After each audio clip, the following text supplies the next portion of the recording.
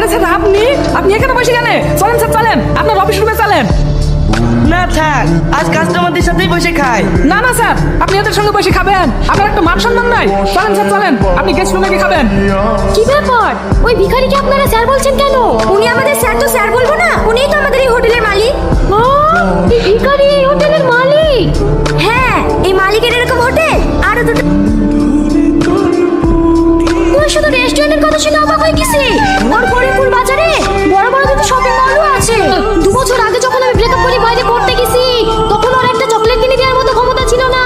আর এই 2 বছরের মধ্যে ও এত বড় লোক হয়ে গেছে, তুই আমাকে একবার ফোন করে বলতে পারিসনি? তুই তো ওর সাথে ব্রেকআপ করেছিস, তার লেগে তোকে বলিনি। আর তাছাড়া তো ওর এখন একটা পা নাই তো কি হয়েছে? টাকা তো আছে। শফিক, বাড়িতে আছো? কি ব্যাপার তুমি? তুমি এত কষ্ট করে উঠছো কেন? বসো বসো। আমি তোমার সঙ্গে ব্রেকআপ করেছি বলে তুমি এখনো আমার উপর রেগে আছো। তুমি জানো সোনা, আমি তোমাকে এখনো অনেক অনেক ভালোবাসি। আমি শুধু এর জন্যই তোমার সাথে ব্রেকআপ করেছিলাম, যেন তুমি নিজের পায়ে দাঁড়াতে পারো। না না, জানে তুমি জীবনে কিছু করতে পারো। দেখেছো, আমি সেদিন ব্রেকআপ করেছিলাম বলে আজ তুমি কত বড় জায়গায় পৌঁছে গেছো। হ্যাঁ হ্যাঁ, আমি সবাইকে বলি তো। তার মানে তুমি আমাকে এখনো ভালোবাসো? হ্যাঁ, আমি তোমাকে এখনো অনেক ভালোবাসি। তাহলে চলো না আজকে আমরা বিয়ে করে ফেলি। আমার তো তোমাকে বিয়ে করতে একটু আপত্তি নাই, কিন্তু ওদের দুজনকে একবার জিজ্ঞেস করি দেখো। ওদের দুজনকে মানে?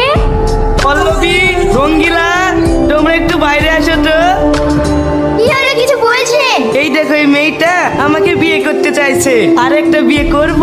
আপনার তো কোনো টাকা পয়সার অভাব নাই, আপনার যে ভালো মনে হয়। আজ থেকে তুমি আমার 3 নম্বর বউ হবা।